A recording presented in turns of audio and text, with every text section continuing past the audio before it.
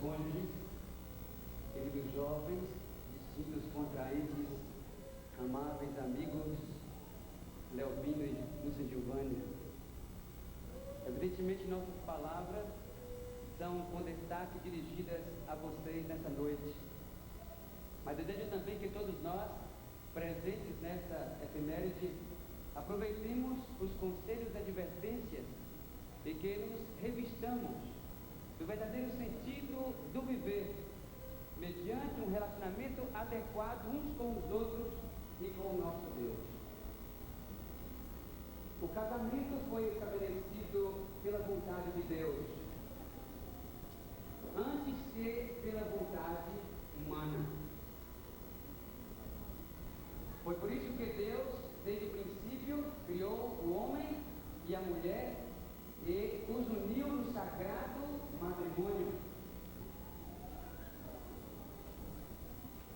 Um artista, especialista em grandes obras, pinturas, em quadros famosos, especial, desejaria então imortalizar-se e por isso pensou em pintar a obra mais bela do mundo. Caso então denominar aquela obra a obra mais bela do mundo. Enquanto passeava naquela tarde, ele encontrou-se com um sacerdote que o conhecia e lhe perguntou: o que está pintando ultimamente, ou o que deseja fazer? Poderá ir a uma igreja, você poderá encontrar a coisa mais bela do mundo, descobrindo a fé nos corações das pessoas.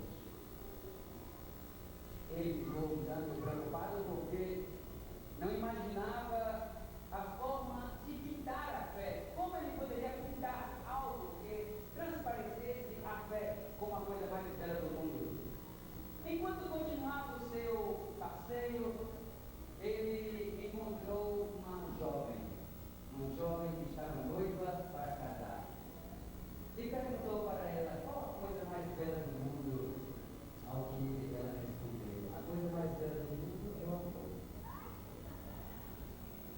E a mais feia é ódio.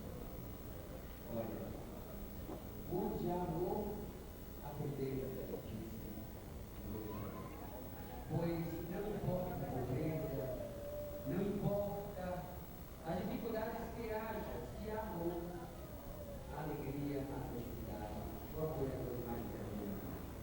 Ele ficou mais atrapalhado ainda, porque a fé ia passando por aquela estrada poeirenta. Ele dirigiu-se então àquele soldado e perguntou assim: qual a coisa mais bela do mundo? Ao que o soldado respondeu: a coisa mais bela do mundo é tombarem. Ele então cria. Ele tinha certeza que não havia coisa mais bela no mundo que a paz, como também não havia coisa mais feia do que a guerra. E então ele respondeu: a coisa mais bela do mundo é a paz. Aquele artista voltou para casa trofegante, preocupado e aparentemente decepcionado. Era realmente maravilhoso saber que a coisa mais bela do mundo era a fé, e que era também o amor, e que a paz realmente era a coisa mais bela do mundo. Mas como poderia ele pintar a fé, o amor, a paz? E um tanto triste, ele transpôs o limiar de seu lar, seus olhos à fé. A esposa, um lindo sorriso empático, transpareceu o amor que sentia pelo marido. E ele pôde descobrir naquele momento que no seu lar ele encontrava a verdadeira paz. Aquele pintor então fez a sua obra de arte, que recebeu o seu nome e ficou imortal, porque ele pintou o lar e o denominou como a coisa mais bela do mundo, porque no lar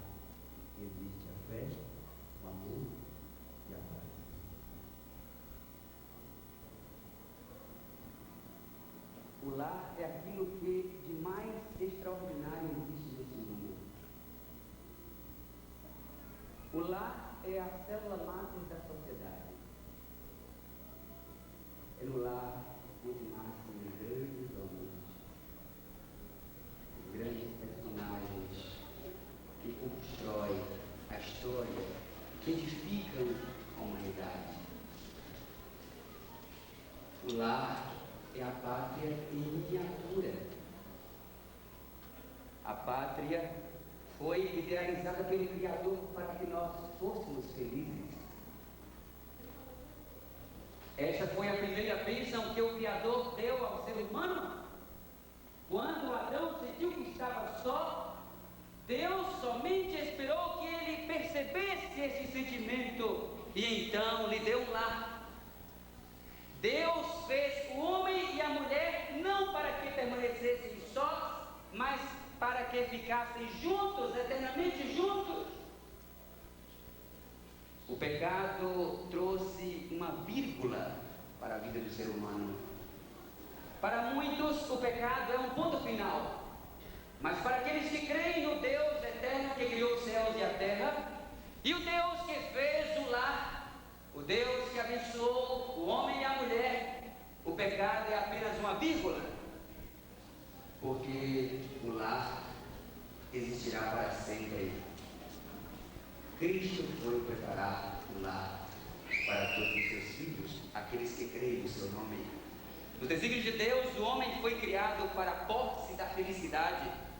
E para satisfazer esse grande desejo, Deus, em sua infinita sabedoria, providenciou meios para que esta conquista se tornasse uma realidade.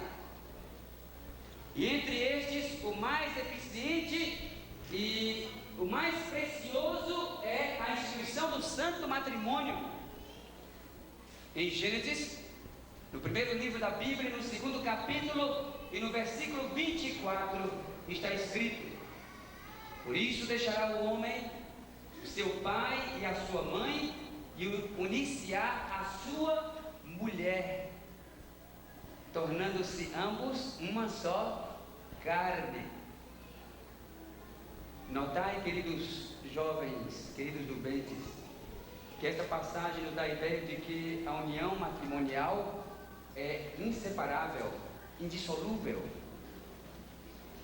assim como as partes do corpo, porque Deus disse que serão ambos uma só carne. E tem obrigações mútuas, das quais não poderão fugir, exceto pela morte. Em outras palavras, no plano de Deus, o casamento é a união de duas vidas, numa permanente aliança enquanto marido e mulher estiverem vivos. Nada há no mundo que possa separar. Nada no mundo existe que tenha capacidade, que tenha autoridade de desfazer esses laços que Deus, pessoas tornarem-se uma. Todos os que nesta noite casaram-se um dia sabem, não é fácil duas pessoas tornarem-se uma. Pois não há nada na terra tão delicado quanto o coração de um homem e de uma mulher.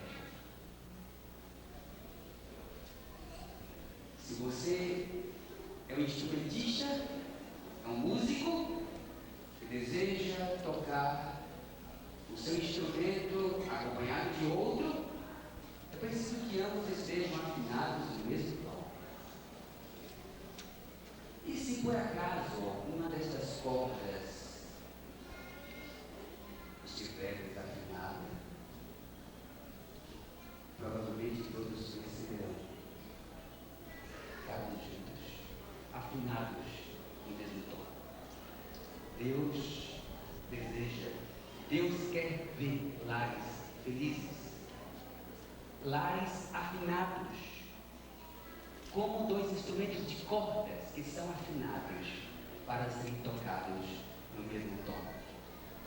Deus é um Deus de ordem e por isso quer ver lares bem ordenados, em todas as coisas. Faz parte da ordem e da disciplina haver tempo para meditação, para reflexão, para o diálogo e para a oração também. A comunhão de casal é parte integrante de sua vida, de seu casamento matrimonial. Indispensável à família que deseja unir esses laços para sempre. É a busca incansável do diálogo entre si e com os Deus. Faz parte da ordem e da disciplina a busca incessante de um programa bem organizado de reflexão, de oração e comunhão. O Diário de São Paulo, há alguns anos, aproximadamente 20 anos, escreveu um fato extraordinário que eu desejo ressaltar nesta noite. Trouxe um artigo interessantíssimo sobre o papel preponderante da influência de um lar sobre a sociedade em geral. Diz então naquele diário escrito há muitos anos que uma dona de casa muito pode fazer por decisões grandiosas, poderosas, para o bem de uma sociedade. Dizia assim no jornal de São Paulo, da Folha de São Paulo: são os lares que determinam o bom humor e a alegria ou a tristeza e o pessimismo existentes na sociedade. Namorada, decisões acertadas, etc., dependem da alegria e felicidade que os homens encontram no lar.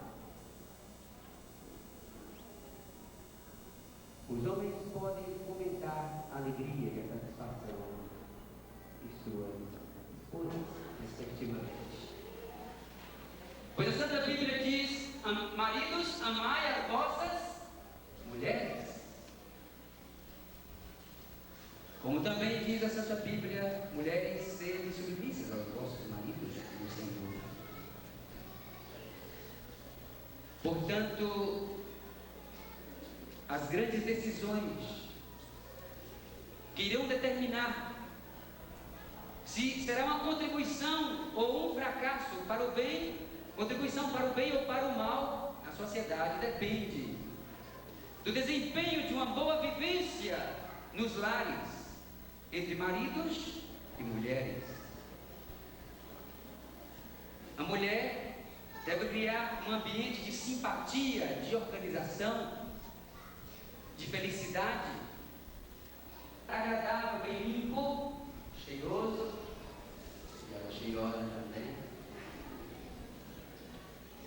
E aqui um segredinho para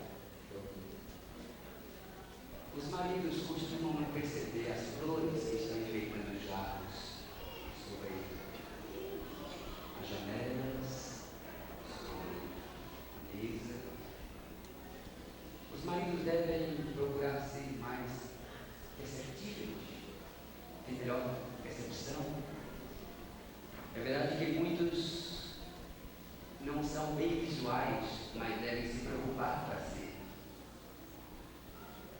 Às vezes eles são mais auditivos que visuais e entram em casa como cegos, tiram os sapatos, jogam pelo canto da sala encerada, a meia de outro lado e lá se vão suas coisas. E a casa, a mulher cheirosa, as flores, nada disso.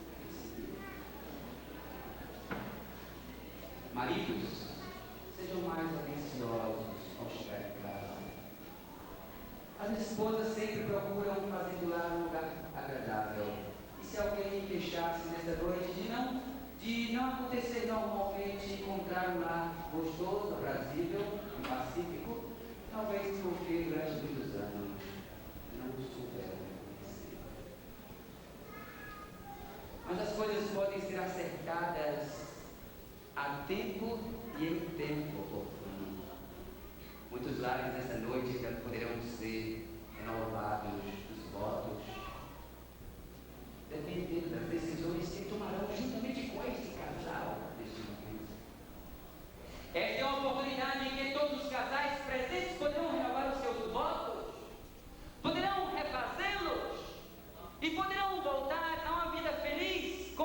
plenamente feliz, porque Deus deseja abençoar o seu lar também.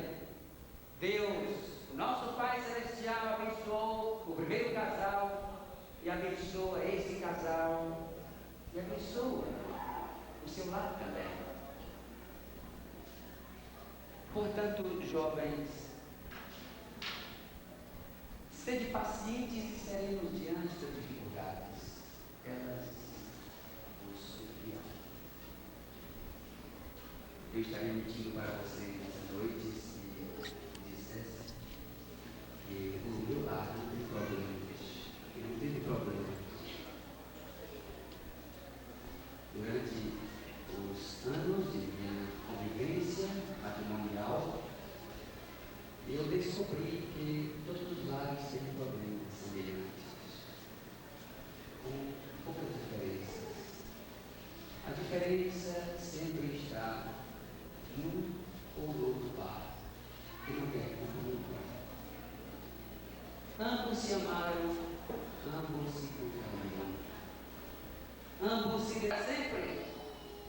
Porque então, antes um juiz desejar a separação, não seria o orgulho, a vaidade, que muitas vezes paira dentro dos corações e não quer sair? Os problemas são semelhantes, irmãos.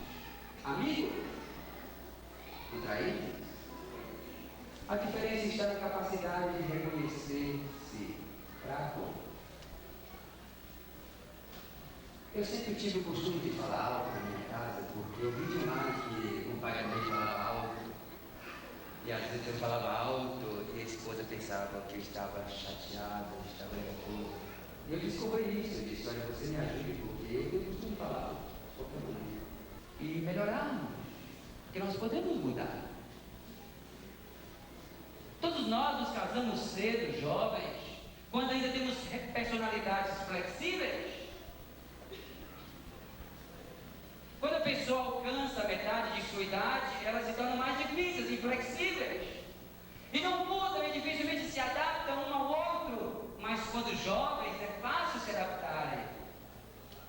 De forma que ambos se tornam bem parecidos. Uma pesquisa por psicólogos norte-americanos comprovou que depois de 25 anos de casados, os casais tornam-se parecidos até na aparência física. A experiência diz que foram colocados esposas e maridos em grupos separados em quartos diferentes, um grupo de homens no quarto e um grupo de senhoras, as respectivas esposas daqueles homens no outro quarto, e que experientes psicólogos, ao examinarem aqueles casais, ao dirigirem perguntas para eles individualmente, puderam descobrir, até na forma de agir, na aparência, quem era a esposa de quem e quem era marido de quem. Porque maridos e mulheres se pareciam mutuamente. Porque essa experiência foi feita entre famílias, entre esposas e maridos que viviam bem, que viveram bem por 25 longos anos. Portanto, Deus quer que vocês sejam uma só carne, que vocês vivam um para o outro, que vocês trabalhem juntos, brinquem juntos. Não esqueçam que vocês são jovens e precisam continuar brincando. E todos nós temos um pouco de criança dentro de nós. Continuem brincando. Cresçam juntos. Evitem desavenças. Quando perceberem que ela está à porta, mandem embora. Eu lembro-me de um jovem casal que fez um pacto antes do seu casamento para que nunca brigassem.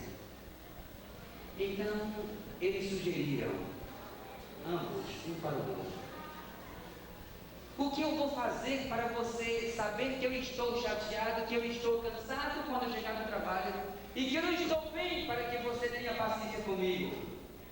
E a mulher também disse: quando eu vou saber transmitir para você que eu queimei a panela, que eu cortei o meu dedo e que eu não estou bem em casa quando você chegar? Então eles combinaram assim: O marido disse assim: olha, quando eu chegar em casa com a minha gravata virada, você, por favor, não diga nada. Vá ao quarto, pega minha toalha e me dê caladinha para ir para o meu banheiro tomar meu banho. Tá certo? Combinado. E você, o que vai fazer? Ela disse: olha, faz assim.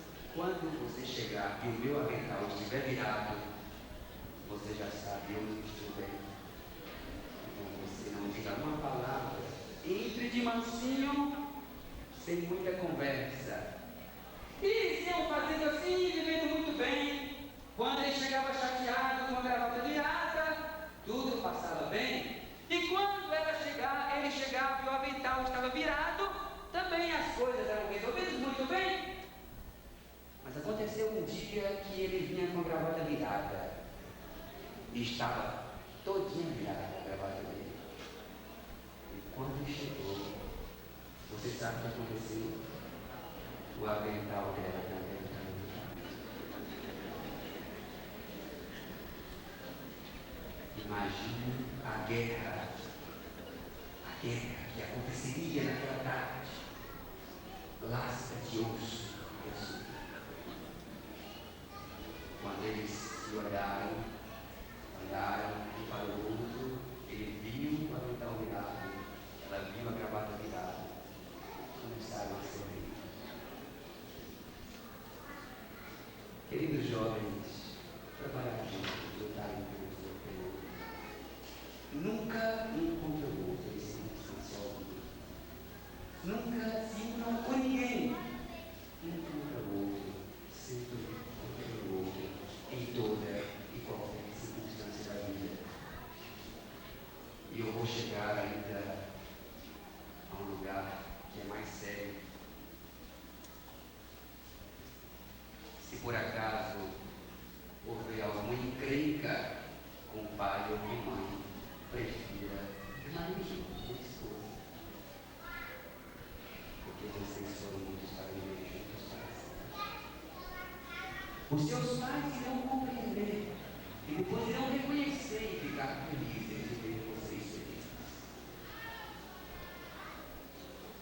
Sede conciliadores, nunca sejais amuados, nunca guardem rancor. Se sentiu alguma indiferença, espere chegar o momento, a hora certa e conte para o outro. Use boas palavras afáveis. Sejam carinhosos, corteses. Procurem cultivar a mesma amizade, os costumes do namoro que eu fiz com vocês cultivar. Não deixem que o casamento apague as alegrias e a convivência que vocês conseguiram por presentes anos. Para muitos, o casamento é o fim do namoro. Eu diria que o casamento é o princípio de um namoro melhor. Tende respeito aos vossos pais. Não os critiquem.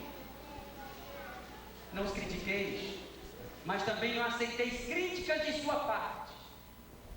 Estabelecei o vosso próprio lar, mesmo que seja num quarto apenas, mas que seja o vosso lar. Que não seja o lar de sua mãe, o lar de seu pai, de seu irmão, mas que seja o seu próprio lar. Mesmo quando cansados, procurai esforçar um sorriso para animar o outro, para dar-lhe ânimo, para caminhar mais um passo mais à frente. Lembro-me de haver lido de um psicólogo norte-americano uma história verídica, extraordinária, de um homem que estava falindo nos seus negócios e que sua mulher foi a saída para os seus negócios. Quando a esposa viu que ele estava fracassado e que ele ia à completa falência, ela o procurou e o procurava mais e demonstrava confiança nele. E aquele homem reanimou-se. E aquele homem recomeçou, reestruturou a sua vida, porque sentiu que a sua esposa lhe confiava. E diz, e não é em vão, que por trás de um grande homem sempre tem uma grande mulher. As mulheres têm um poder terrível. E muitos homens ainda não descobriram este poder que as mulheres têm. Construir o vosso lar sobre a fé cristã. E nunca deixais passar um só dia sem colocar fogo no altar do Senhor. Mantente acesa as brasas do altar. A chama do altar do vosso lar. Mantente acesa. Distintos prudentes, se assim o fizerem, sereis um exemplo no vosso lar. Não tanto pela palavra, mas sobretudo pela vida. Demonstrai com a vossa vida cristã exemplar qual o ideal proposto por Cristo. E que este ideal pode ser aplicado mesmo no mundo de hoje, conturbado, triste, cheio de problemas. O ideal de Cristo ainda pode ser aplicado. E então, o lar de vocês será uma fonte de alegria e felicidade. E que a verdadeira antecipação do lar do céu, como Deus deseja, que o seu lar seja uma antecipação do lar celestial. O salmista lança uma bênção sobre a família que ele tem a Deus. Ele diz no Salmo 128, primeiro versículo: felizes todos aqueles que amam ao Senhor.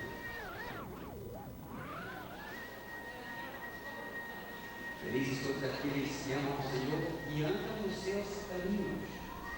Feliz a união em que o marido é a cabeça e a mulher é o coração.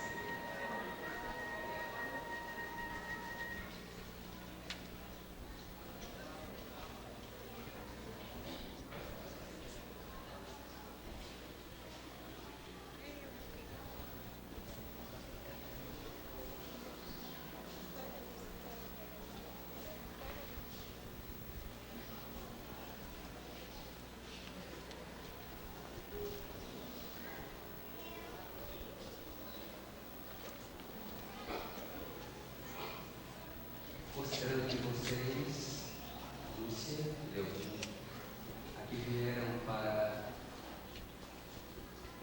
unirem-se os sagrados vínculos, os laços matrimoniais.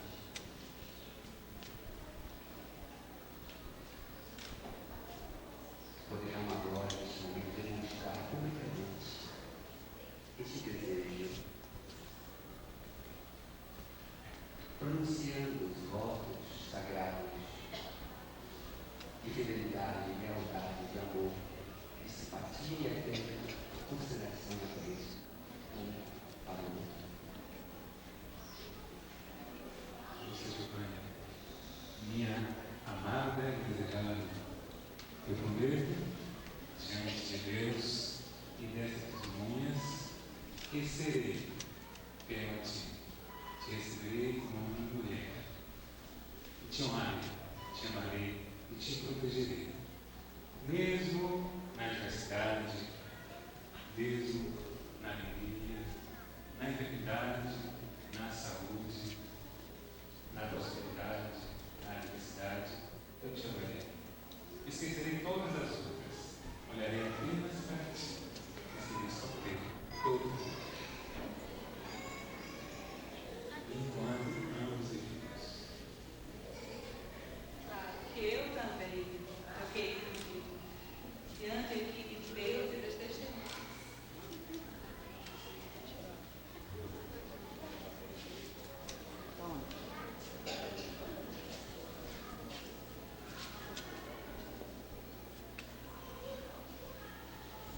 Em todos os momentos. Claro que me conservarei somente para ti, enquanto viveres.